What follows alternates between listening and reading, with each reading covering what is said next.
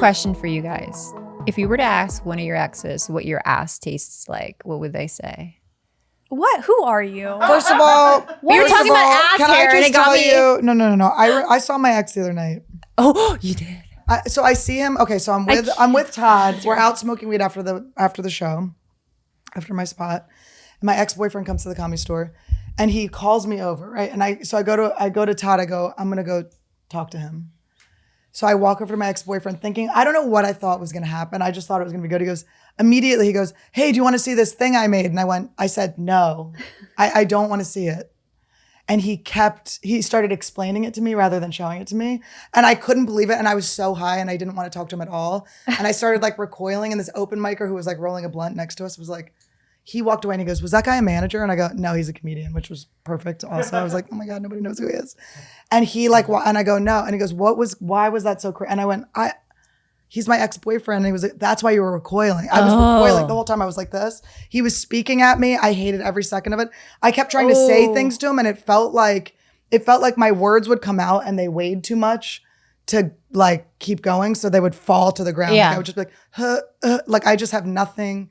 My energy cannot be near him. I feel very protective of you when you talk about like even being around him because of how toxic you described it.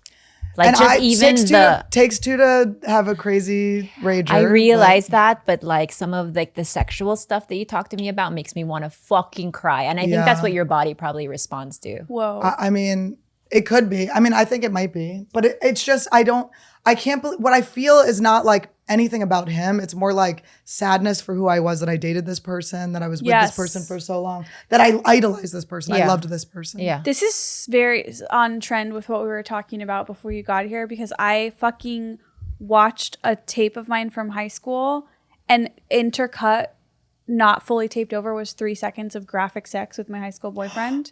Yeah. You're secretly the biggest slut in this whole crew. It's really, you're the go-go queen. She's getting her little bell. Fuck you.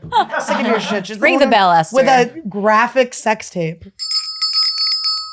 Is that the first time you've rung the bell on yourself? You baby slut.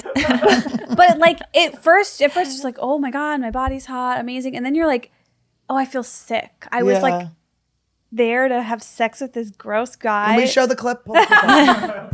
Like no disrespect to him, but like, I don't know. It's just, it made me uncomfortable, and I thought about it later, and it made me feel sad. It's just like you're seeing this version of yourself or something. Like imagine if you saw yourself having sex with one of these. It's disgusting. Why is that? It's so bad. I just realized that I was in a relationship for 2 years with someone that did not give a fuck anything I said, anything I wanted, anything I needed was not even. And if he did, it was because it was like to feed him being able to tell me more. But as someone who talks at people, I can also understand that. So. But you know what's good about you?